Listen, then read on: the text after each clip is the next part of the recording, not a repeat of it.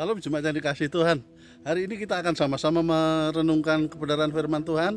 Kiranya damai sejahtera sukacita Allah tetap melimpah dalam kehidupan kita semua.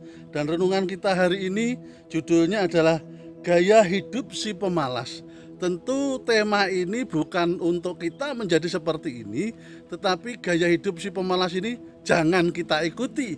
Karena ini adalah gaya hidup yang salah dan tidak sesuai dengan firman Tuhan. Tapi justru kita harus menjadi orang-orang yang rajin. Dan firman Tuhan akan saya bacakan dari Amsal 26 mulai ayat yang ke-13. Demikian firman Tuhan. Berkatalah si pemalas, ada singa di jalan, ada singa di lorong, seperti pintu berputar pada engselnya, demikianlah si pemalas di tempat tidurnya. Si pemalas mencelupkan tangannya ke dalam pinggan, tetapi ia terlalu lelah untuk mengembalikannya ke mulut. Si pemalas menganggap dirinya lebih bijak daripada 7 orang yang menjawab dengan bijaksana. Saudara, kalau kita lihat ayat yang ke-13, si pemalas itu biasanya selalu banyak alasan untuk dia tidak mengerjakan sesuatu. Selalu banyak alasan supaya dia bisa tinggal diam di tempatnya.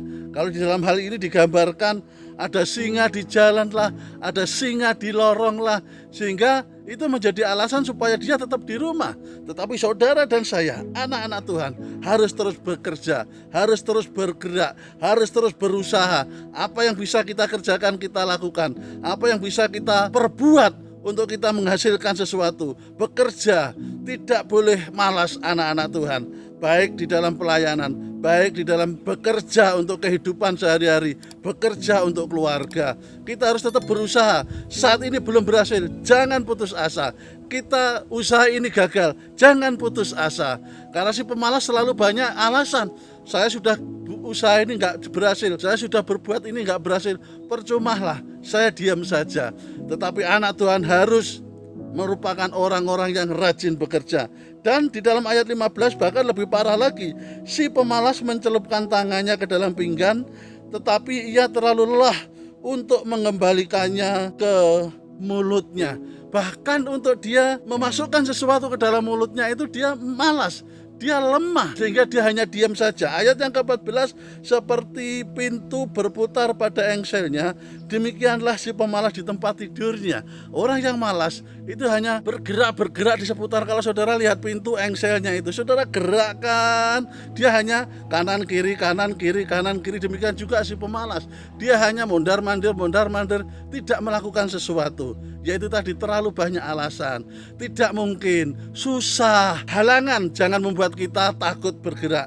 Tantangan jangan membuat kita takut untuk melakukan sesuatu. Tetapi tantangan, kegagalan itu adalah pengalaman yang menjadikan kita lebih bijak, lebih bisa melakukan sesuatu, lebih berpengalaman di dalam melakukan sesuatu.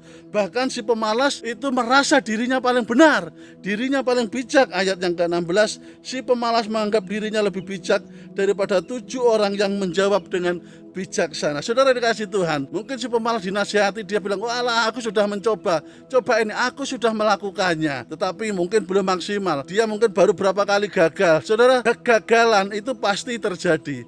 Tetapi ketika kita gagal, kita jangan putus asa. Kita tetap semangat, berusaha. Pasti Tuhan akan berikan jalan, pasti Tuhan akan buka jalan untuk kita dapat melakukan sesuatu. Tantangan, halangan, rintangan itu dihadapi, bukan untuk menjadi alasan kita tidak melakukan sesuatu karena kita malas.